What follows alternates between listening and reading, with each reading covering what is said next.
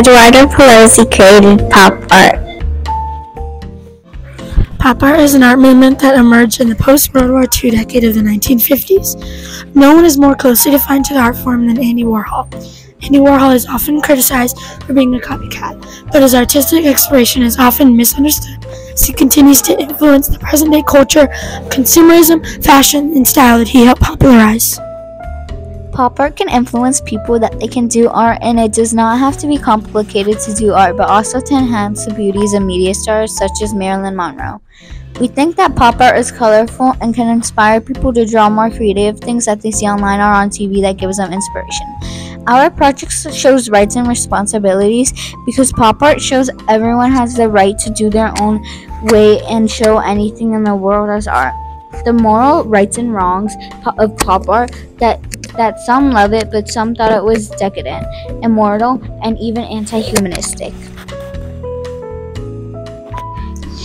People loved pop art because it showed personal interpretation, which means that pop art really can be anything anyone wants because there are no rules with what to create, so everybody's work could have their own personal twist to it. The theme of art is that pop art was popular in commercial culture world. This relates to our thesis because this shows how pop art influenced the world of fashion, style, etc. This also relates to the fact that Andy Warhol was criticized for being a copycat, for taking objects and recreating them, but that did not stop him from doing what he loved. These articles show us the rise of pop art and how popular pop art became in the 1960s. These articles explain how pop art did have some controversy with copying, but still grew and stayed popular. Pop art really shows the different ways of art and shows different objects in a crazy way with all the bright colors and designs. People can really see the brightness and craziness that Andy Warhol was trying to create and show people throughout the world. Pop art is a time period that happened in the 1950s in which there was a group of artists including Andy Warhol, Roy Lichtenstein, and James Rosenquist who all took part in the pop art movement. The pop art movement was important because it made art accessible, but also broke the boundaries between the art we know because pop art is a very different type of art compared to art most people make, which would lead to other ideas branching off of it, such as street art and pop surrealism. The idea was brilliant, but with every idea had to be key points, so people had found that Richard Hamilton had wrote the key characteristics of pop art in a letter he was writing to his friends, and he described pop art as popular, transient, witty, big business, and glamorous, which we can now see those elements in pop art today. Graffiti is similar in time span because once pop art ended / stopped, graffiti art started / mainly began. Pop art was born in the 1950s and stopped around the people turned away from it by the 1970s. By the 1980s, graffiti art was born and is still around today. Both graffiti art and pop art challenge the world around them. They both use vibrant colors to draw attention. They make the viewer feel certain emotions based on the drawings and colors. They both have symbols that make people curious and make them think.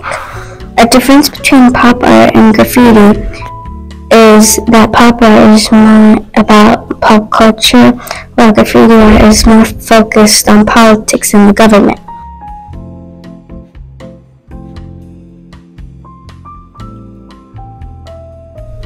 Graffiti art is done in public spaces and pop art is done in studios. Some of the most famous graffiti artists were Keith Haring and Gene Michael. They are most famous for their artwork in the New York subway stations. Another famous graffiti artist is an unknown artist that goes by Banksy. His most famous work is in conclusion, pop art was a fun, unique way of doing art. Pop art showed people that they could do any art and you did not have to be professional. The historical meaning of pop art was that pop art took inspiration from commercial things and made it become a drawing. This proves that pop art really shows the different ways art can show drawings in a different way with a bolder coloring and more of a comic book feel. Relating to the three Evidence 3. Pop art. Pop art influenced graffiti and modern art by all the bold colors and light that pop art gives off.